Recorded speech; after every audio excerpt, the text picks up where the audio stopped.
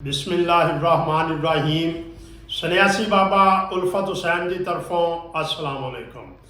अज का मौजू है ਇਹ ਜਿਹੜੇ लोग थक चुके ने कहते ने मर्दाना ताकत का इलाज ही नहीं, बड़े पैसे लुटाए ने। अज एक ऐसा नुस्खा दसन लगा, इनू खुद बनाओ, खुद खाओ और दुआवां च याद रखा जे, शेयर करा जे।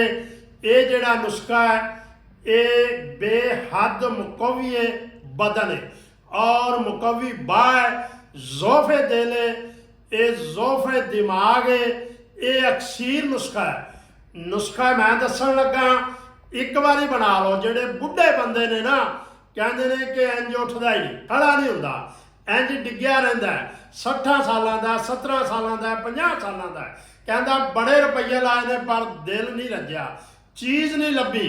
अज नुस्खा मैं दसन लगा, ये बना लो इंशाअल्लाह।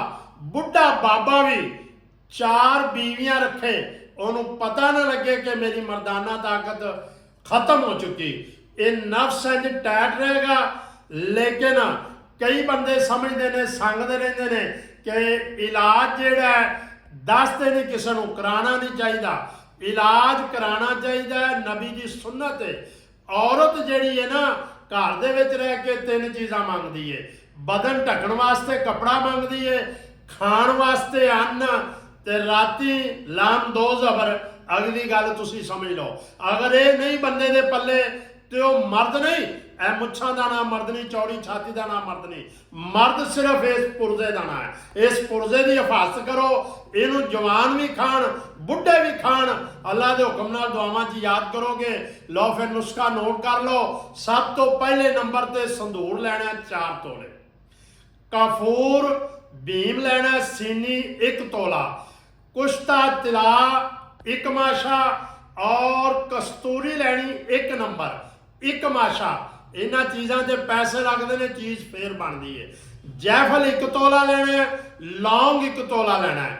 पहले जैफल लौंग को अच्छे तरीके ना बरीक कर लो, पाउडर कर लो। फिर एक कस्तूरी और कुश्ता तिला, संदूर, काफूर भीम सारिया चीज़ां पा के पान दे पत्ते का पानी लेना, पान का रस। आ जड़ा पान खाते हो यदा पानी लेना है, ਉਹਦੇ ਵਿੱਚ ਇਹਨੂੰ 2 दिन इंज करके खरल ਦੇ ਵਿੱਚ खरल करना है।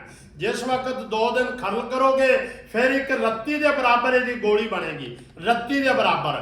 एक गोली जिहड़ी है ये रोज़ाना खानी है तुसी, ते 1 तोला शहद आधा किलो ठंडे दुध नाल गोली बनेगी जनाब। ये शक्ल च ਇਹਦੇ ਉੱਤੇ सोने का वर्क लाना है।